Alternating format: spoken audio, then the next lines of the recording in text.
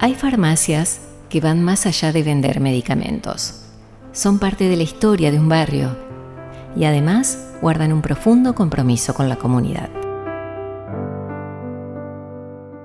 La de Indiana Viñolo es una de ellas. Su historia se remonta a una época en la que la vocación no se medía en importantes títulos, sino en entrega y sabiduría.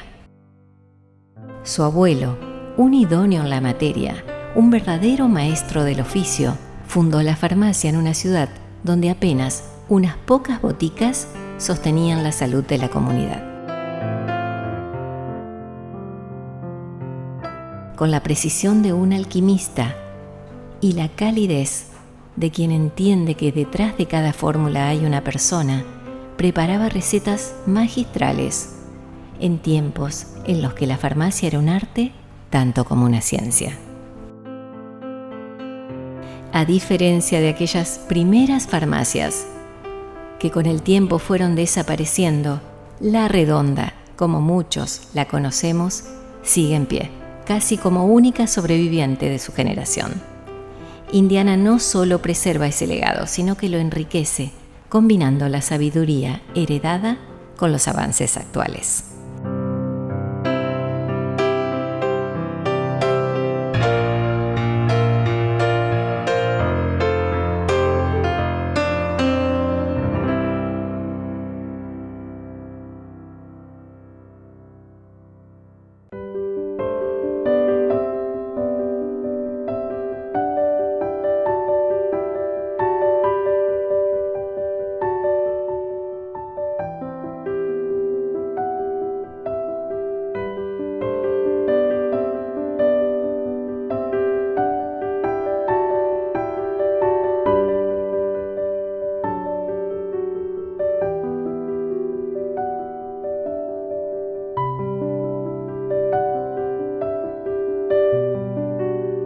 Indiana, contame cómo llega el legado de tu abuelo hacia vos, hacia esta farmacia de la cual hoy estás al frente.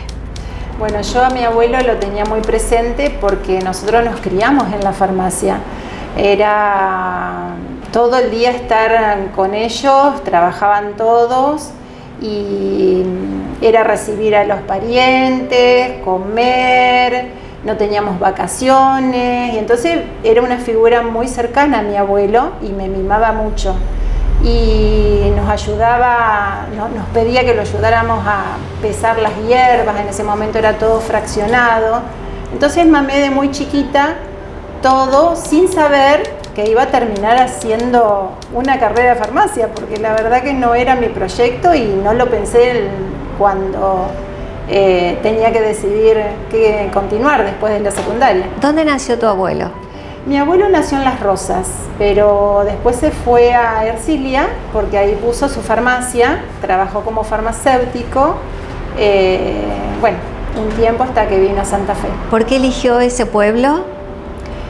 Porque era más cercano, porque tenía la posibilidad él había recibido el título de idóneo en farmacia. En esa época no existía la carrera de farmacia como hoy. No existía, si bien se le habían otorgado desde el Consejo Nacional de Rosario, era una carrera, digamos, que lo preparaban para las preparaciones magistrales, valga la redundancia, porque en ese momento era todo preparado, no había muy pocas cajitas éticas de medicamentos.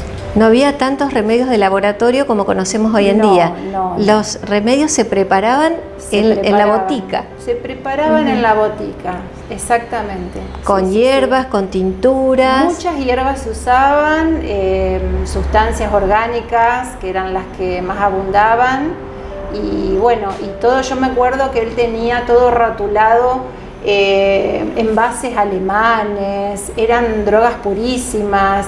Y todo importado, así que imagínate, para esa época recibir esa materia prima era muy difícil y costoso también. ¿Conservás de aquella época, que era de él, una balanza? Sí.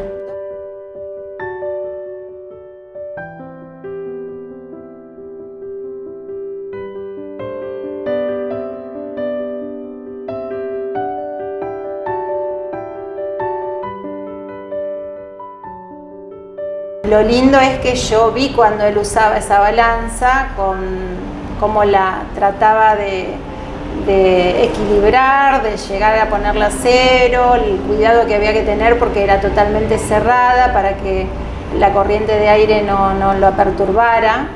Y bueno, era muy divertido para mí verlo. Y en estos morteros de cerámica tan lindos, tan robustos que también conservas hoy, ¿qué preparaban? Y mira, él tenía uno gigante que ahí hacía la diadermina. La diadermina era la crema por excelencia y la única crema que existía, que la usaban para los albañiles, las mujeres, todo el mundo. Y te quedaba es más, hace muy pocos años que dejaron de pedirla, porque si no seguían pidiendo la diadermina y bueno, era la verdad que mucho trabajo hacerla. Pero después todas las cremas, también se hacían pastas, mucho se usaba la vaselina y la lanolina, ahora no se usa tanto la lanolina, pero eran como platos de cerámica también, y con espátula se iba incorporando el principio activo. Se ponía, por ejemplo, decirte un poco de ácido salicílico o talco, que se usaba mucho el talco, con agua y un poquito de glicerina para hacer una pasta para los bebés. Entonces se ponía un poquito de lo que era el polvito y se iba incorporando con lo que iba humectando con una espátula. Y se iba haciendo la crema, la pomada. Y bueno, se utilizaban según la necesidad uno o el otro, ¿no? Qué apasionante este mundo de las hierbas, de los productos que venían de distintos lugares del mundo quizás para poder preparar un remedio. Por eso llevaban una libretita donde anotaba la receta y la iba perfeccionando. Sí, ellos tenían como una libretita de almacén donde iban anotando las fórmulas, supongo yo que muchas de las que ya le habían enseñado en su carrera. Y después, a medida que él iba teniendo la respuesta con la gente o a lo mejor en el tiempo que le quedaba esa crema, iban viendo las posibilidades de mejorarla o a lo mejor que conseguían activos mejores. Y entonces tachaban la fórmula y la volvían a escribir, o sea, no la tiraban a la hoja, la dejaban tal cual para ir viendo las mejorías o a lo mejor volver a la fórmula del principio. Estimo que habrá sido la única botica del pueblo. En el pueblo sí, era al principio cuando estaba él era la única farmacia que había. ¿Y estos muebles que están aquí son de aquella farmacia? Y estos muebles sí, fueron trasladados, eran obviamente que vinieron de Europa, la madera vino de Europa y conformaban todo un diseño que estaba interrumpido por espejos y aparte tenía un súper reloj gigante hermoso en el centro de la farmacia, delante del mostrador. Obviamente que después se fue perdiendo con las distintas mudanzas, dañando un poco, eran mucho más oscuros de lo que lo vemos ahora porque están lavados. Y alojaban estos frascos tan bellos y estos potiches para guardar ahí los principios activos y las hierbas. Los frascos tenían la particularidad de que tienen la tapa esmerilada, entonces hace como una suerte de cerrado al vacío, no al vacío, pero de un cerrado más perfecto porque en ese tiempo no había taparroscas, sino que había todos tipo tapitas con una suerte de émbolo que calzaba en la abertura del frasco. Claro. ¿Este cocodrilo? No había tapita, no existía la baquelita. Entonces se usaban los corchos. Y entonces con eso vos cortabas los corchos y con este le ibas dando forma, ¿ves? Entonces lo ponías ahí y lo ibas redondeando, lo ibas poniendo ahí y lo ibas redondeando. Los corchos para tapar los frasquitos. Claro, porque eran franquitos todos de boca pequeña. ¿Estamos hablando de qué año, Indiana? Y él, él se recibió en el 1928. Principio del siglo XX. Sí, y 1930 tenía la farmacia en Ercilia y en el 1950 se vienen a Santa Fe con la farmacia. Fue el año del Libertador. Sí, a fines del año 1950 compran la farmacia en Santa Fe y ya continúan la historia desde acá. Por aquel entonces los farmacéuticos, los boticarios eran los que solucionaban todos los problemas que tenía la gente. Sí. Se venían a tomar la temperatura, Todo. a poner inyecciones, a contarle qué problemas tenían para que el boticario le encuentre una solución. Inclusive mi papá contaba que eran también tipo veterinarios ellos, porque iban a ver animales. Pero lo que a mí más me espantaba, que generalmente eran los primeros que corroboraban la defunción de alguien del pueblo. O sea, llamaban al farmacéutico porque los médicos no estaban dispuestos. Inclusive acá en Santa Fe, muchos casos de vecinos que algo le sucedía y lo llamaban a mi papá. El cura y el farmacéutico. Sí. Dos personajes importantes en cualquier núcleo urbano.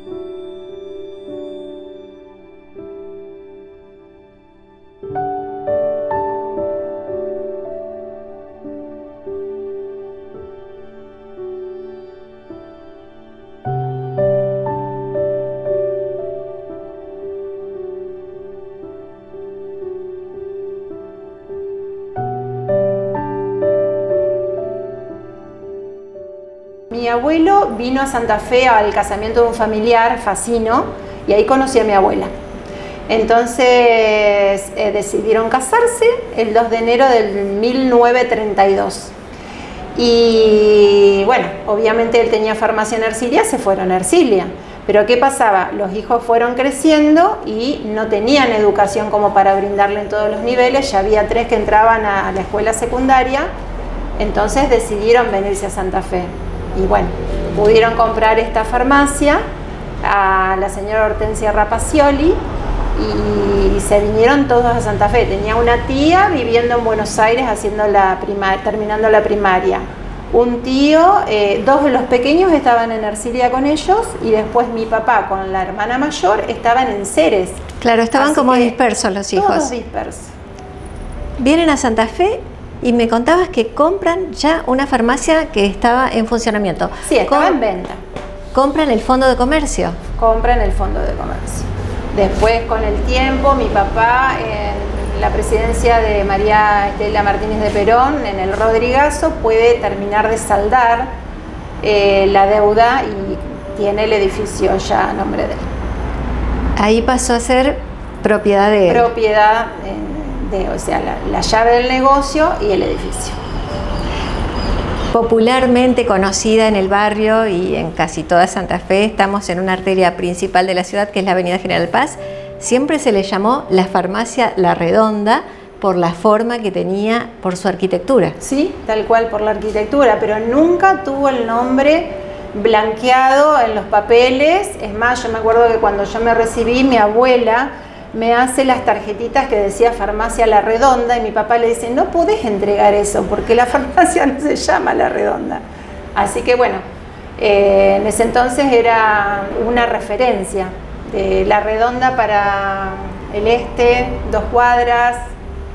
Existía en aquel momento la farmacia del Obrero, que está también a unas cuadras de acá. La farmacia del Obrero y las colonias. Las colonias. Eran las 3 farmacias que preparaban recetas magistrales. Sí. ¿Y esta farmacia cómo se llamaba? ¿Viñolo?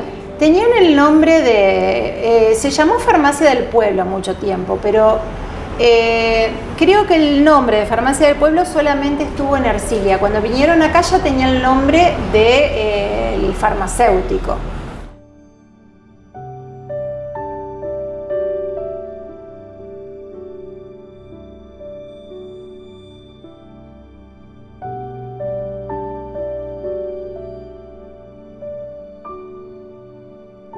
Y esto era para hacer los óvulos. Así lo desarmabas. Pues se le ponía vaselina ahí.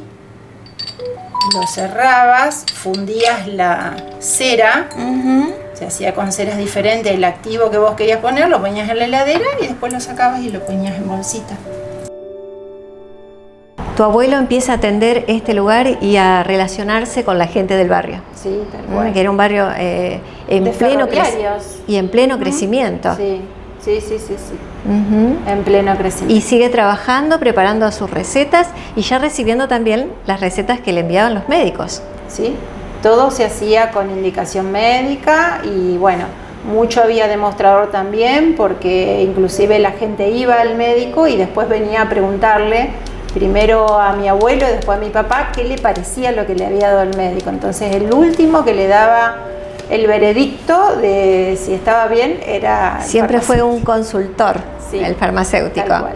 ¿Tu abuelo siguió trabajando aquí hasta el final de su vida? Sí, él enfermó, ya tenía problemas circulatorios en las piernas, pero seguía trabajando, pero en ese momento estaban todos sus hijos, menos el menor, ayudándolos, o sea, mi abuela y los 4 hijos mayores, a cargo de la farmacia. Entonces, bueno, él después ya, cuando enfermó, quedó en cama un tiempo y falleció a los 73 años. ¿Quién toma el bastón de mando de la farmacia? Mi abuela.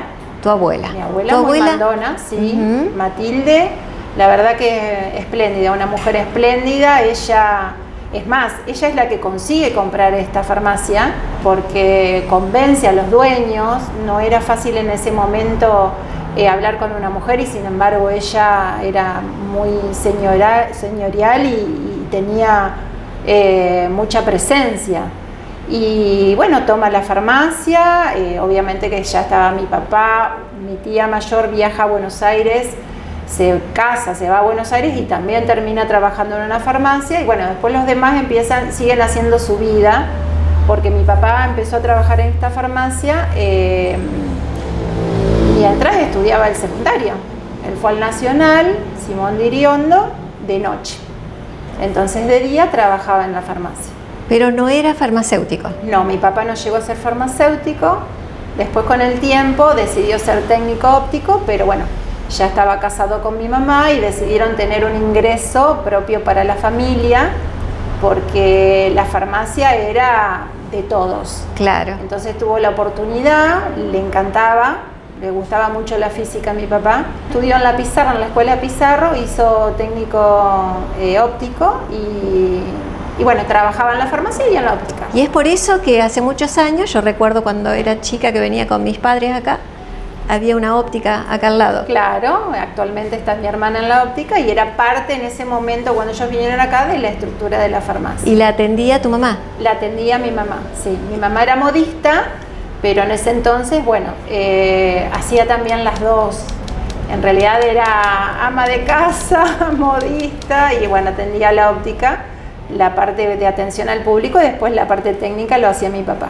Hay una anécdota muy linda que me contaste en algún momento. Sí, que una señora entra a la farmacia, la atiende mi papá y después decide irse a la óptica. Cuando va a la óptica, mi mamá la atiende, obviamente cuando tienen que tomarle la distancia pupilar para poder hacer los lentes, lo llama mi papá. Y por dentro se comunican la farmacia y la óptica. Entonces al llegar le va a tomar la distancia pupilar y la mujer se reía.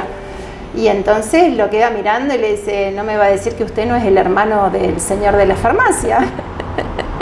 Confundió, pensó que eran mellizos. Eran mellizos, sí. Estaba en todas partes. En ese momento no se exigía que haya un farmacéutico recibido atendiendo a la farmacia. Cuando salió la ley mejor dicho, cuando se creó la carrera de farmacia y tuvo la certificación como farmacéutico egresado de las universidades, mi papá tuvo la obligación de tener farmacéuticos adscriptos.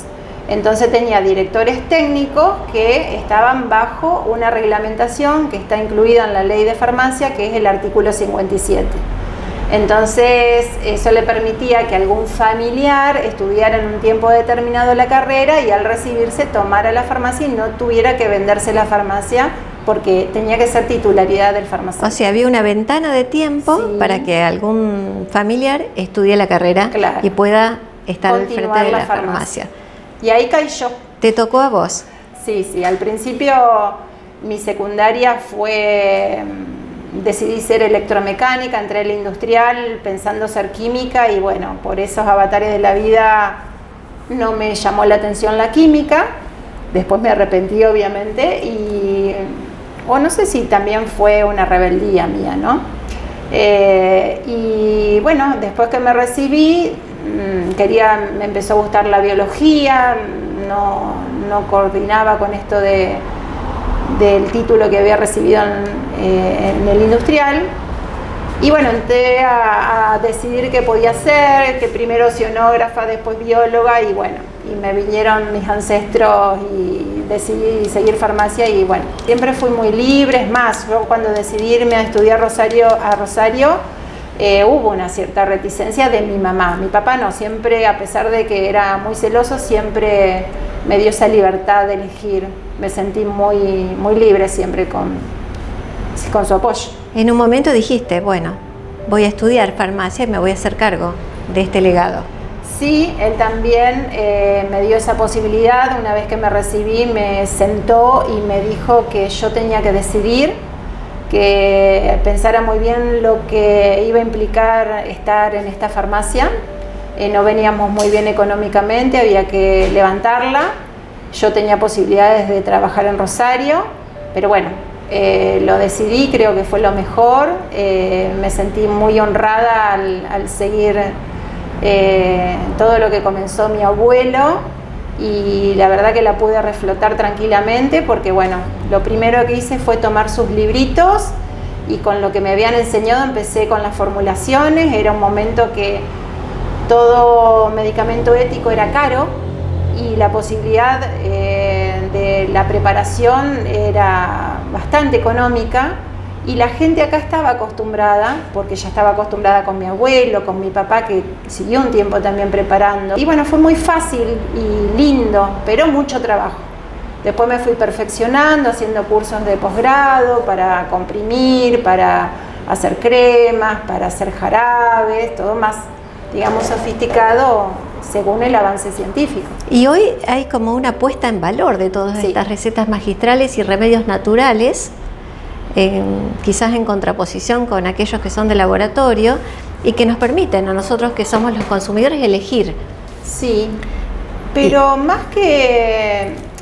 yo creo que complementan en lugar de equilibrio porque hay muchas cosas que no se pueden hacer y mantener con un laboratorio. Se llaman formulaciones huérfanas, aquellas que no están contempladas por los laboratorios y son tan necesarias como las que tenemos en mano, al instante. Podríamos decir que los remedios o las recetas magistrales hoy se siguen usando y se complementan con aquellos que se preparan en el laboratorio. Sí, porque siempre hay algo que no está en el mercado por una causa y otra. Hay veces que los laboratorios deciden no continuar con un medicamento porque no les es rentable y simplemente así pasa. O, por ejemplo, no se consigue, hay un vacío terapéutico y no tampoco les parece que es conveniente hacerlo porque no van a tener una venta importante o simplemente porque están abocados a ya su producción y bueno, y hay muchas cosas también, hay muchas prescripciones que son individualizadas, son para un individuo con ciertas restricciones que no lo podría contemplar nunca un laboratorio, jamás. Cuando entro a tu farmacia, me gusta ver que hay remedios para todo tipo de patologías o enfermedades, pero también está la parte, la cosmética, la belleza, todas esas cosas que preparás que son fantásticas. Sí, me gusta. Aparte, bueno, es lo que podemos hacer sin prescripción médica. Entonces, tener una línea natural, minimalista, con principios activos nobles, siempre es una buena herramienta para todos, porque se puede adecuar a cualquier persona. Y bueno, ahí hay una línea natural para la mujer, para el hombre, para los niños.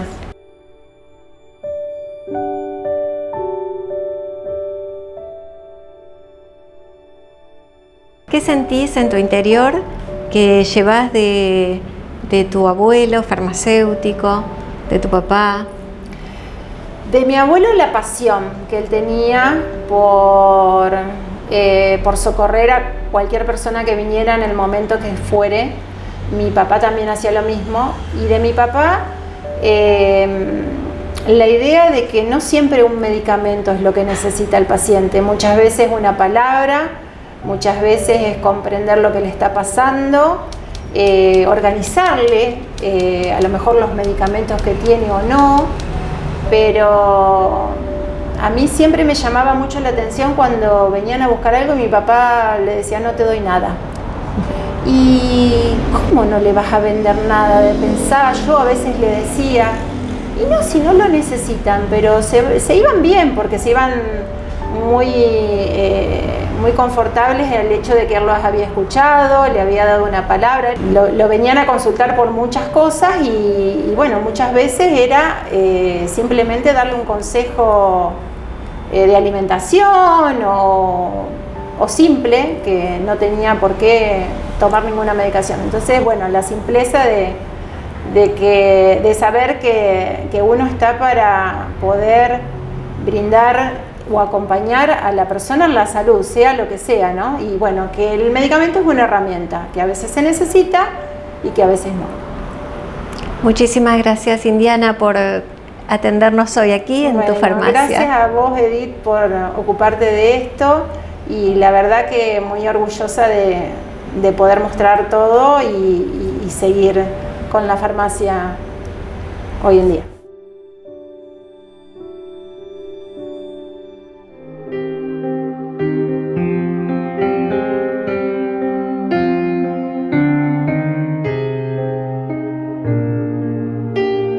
Así es, algunos legados se heredan, se honran. Indiana lo sabe muy bien. La farmacia La Redonda no es solo un mostrador de ventas, sino un espacio donde la confianza se construye con cada receta, con cada palabra de aliento, con cada preparación hecha a medida. La tradición de las recetas magistrales sigue viva en sus manos, mezclando saber y dedicación, como lo hicieron su abuelo y su padre, cuando la farmacia exigía tanto conocimiento como maestría en la preparación. Hoy, este lugar sigue siendo más que una farmacia, es un refugio, un punto de encuentro, un recordatorio de que el verdadero compromiso con la salud es personal, humano y eterno. Porque mientras existan personas como ella, la historia no solo se recuerda, se escribe cada día.